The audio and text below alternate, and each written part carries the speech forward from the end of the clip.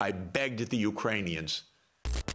When Zelensky said in 7 days, let's negotiate, I know the details of this exquisitely because I've talked to all the parties in detail. Within a couple of weeks, there was a document exchanged that President Putin had approved, that Lavrov had presented, that was being managed by the Turkish mediators.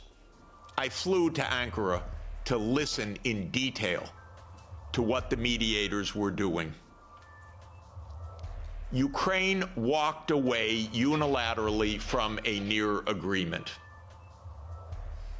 Why? Because the United States told them to. Because the UK added icing to the cake by having Bojo go in early April to Ukraine. And if your security is in the hands of Boris Johnson, God help us all. Boris Johnson has explained that what's at stake here is Western hegemony. Not Ukraine, Western hegemony.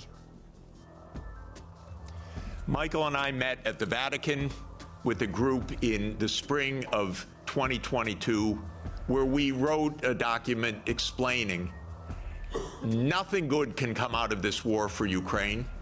Negotiate now, because anything that takes time will mean massive amounts of deaths, risk of nuclear escalation, and likely loss of the war.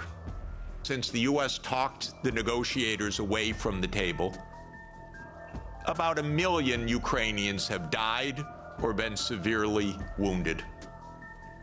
And the American senators, who are as nasty and cynical and corrupt as imaginable, say this is wonderful expenditure of our money because no Americans are dying.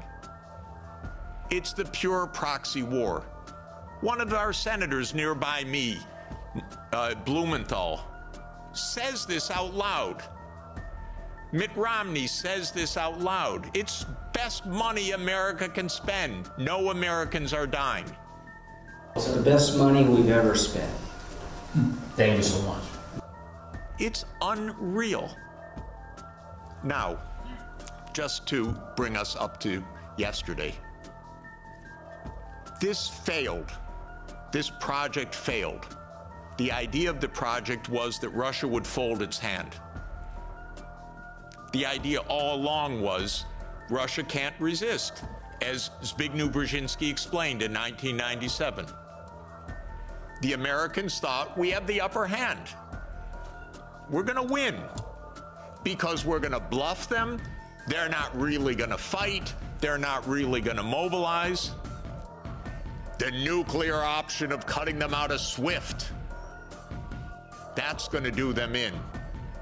The economic sanctions, that's going to do them in. The HIMARS, that's going to do them in. The ATACMS, the F-16s, I'd say for about 56 years. They speak nonsense every day. My country, my government. This is so familiar to me, completely familiar. I begged the Ukrainians